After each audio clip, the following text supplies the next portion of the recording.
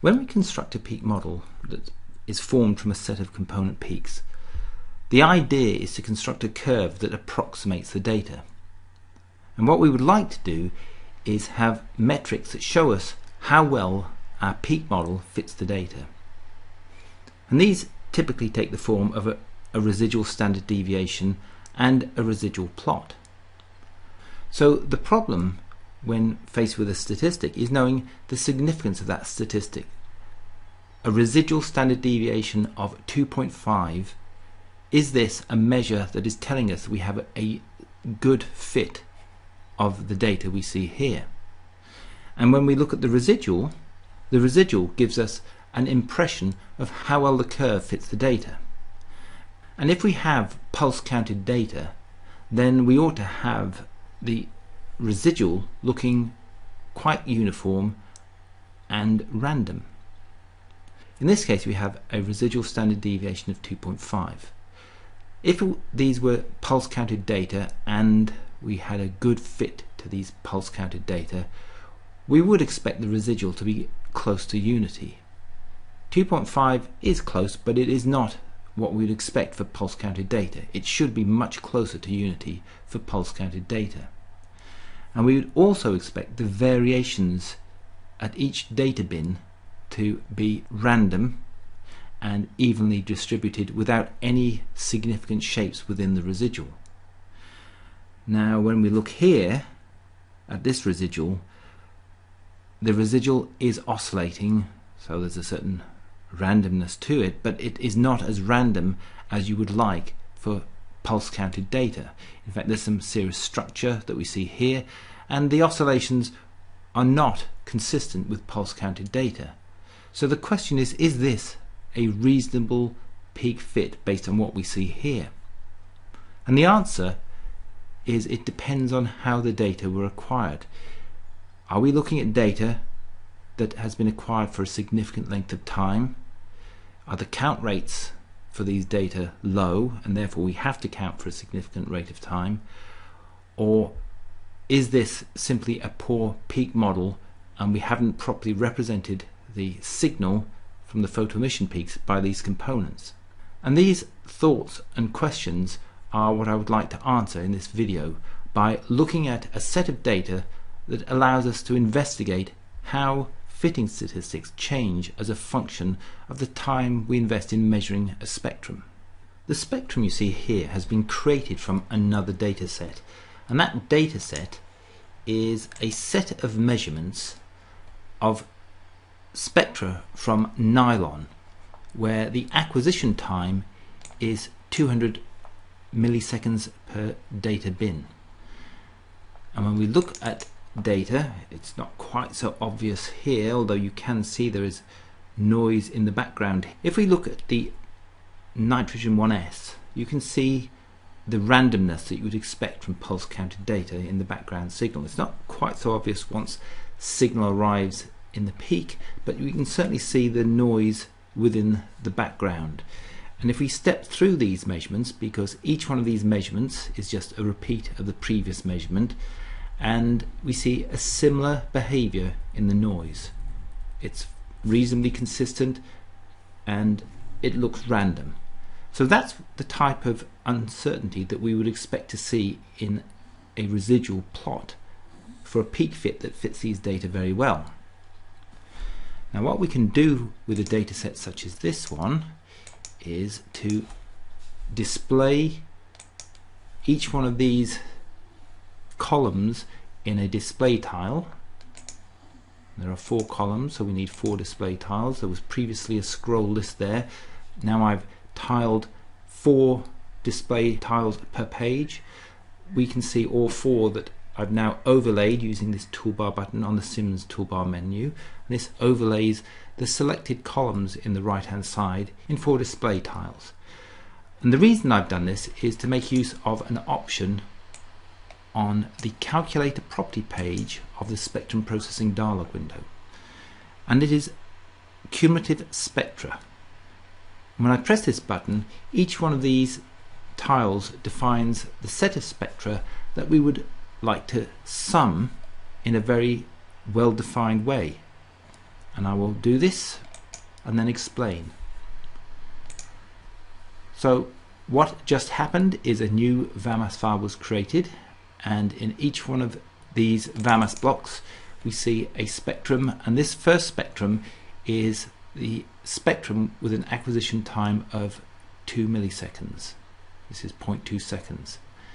The second spectrum in this list is the sum of the first and the second spectrum, so we have 0.4 seconds of acquisition time per data bin in the second spectrum, and with each row I'm adding an additional spectrum from that list in the previous file, so I get 3, 4, 5. So now I have 1 second of acquisition time, and if we look at the noise in the background, you can see how this changes, and the signal to noise improves as you would expect for pulse counted data.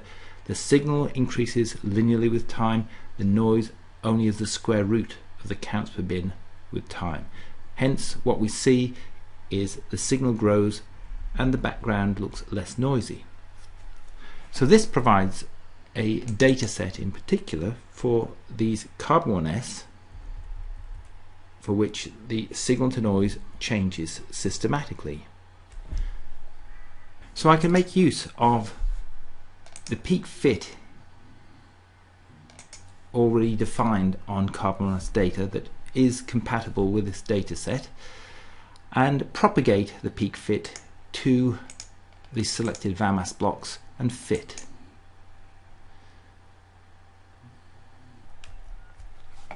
Now we have for each one of these spectra a fit, a residual standard deviation, and a residual plot that is associated with fitting the data with the same set of curves that I discussed previously. And we can see now that we get a residual standard deviation for this spectrum that was acquired for 200 milliseconds per data bin. It's close to unity, and the residual plot, at least by eye, looks very much like it is random. There's some sort of amalgamation of information here that looks like it's not quite so random, but there is a random element even within the shape that we see here. So it'd be fair to accept this as a fit of this peak model to these data. So let's see what happens as we increase the acquisition time. And the residual plot changes, and if we look, we see the same pattern is emerging that was in the previous spectrum in the previous file. We obtain oscillations of a lower frequency than you would expect for pulse counted data, and as we go down we end up with the types of shapes in the data that would not be consistent with fitting pulse counted data. However, you can see that where the fit is simply where the background and the data meet, we do get the type of oscillations that you would expect for pulse counted data. So that information does appear to be in this file. So now the question is this an oscillation that is a consequence of systematic noise within the data, or is it actually a poor peak model that is systematically not fitting the data?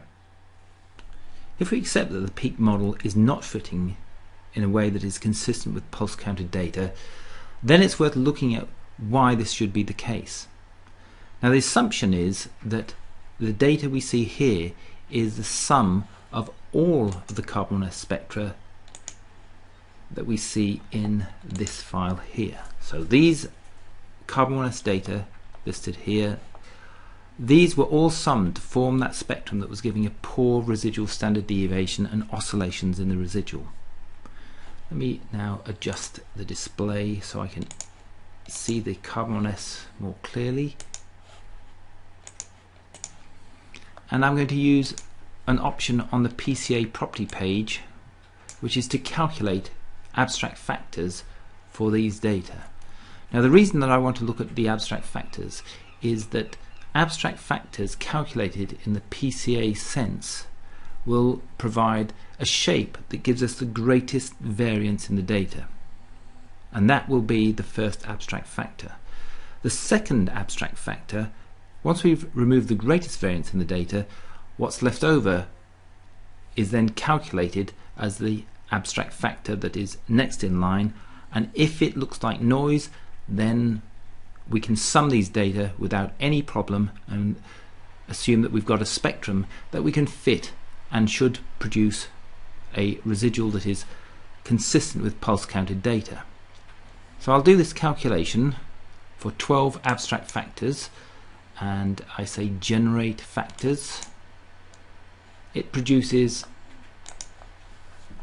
a new set of process data in each of the VAMAS blocks we see here.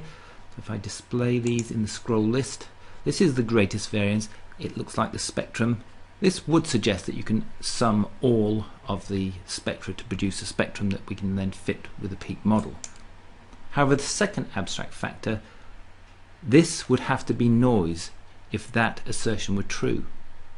And it doesn't look like noise. What it looks like is that we've got shapes here that are not inconsistent with what we're seeing in the residual. So when we fit a peak model to the sum of all of these spectra, we can't accommodate these types of shapes, and hence we get a residual that has structure instead of being completely random. I just stated that the peak model can't accommodate the shapes we see here in this second PCA for this data set.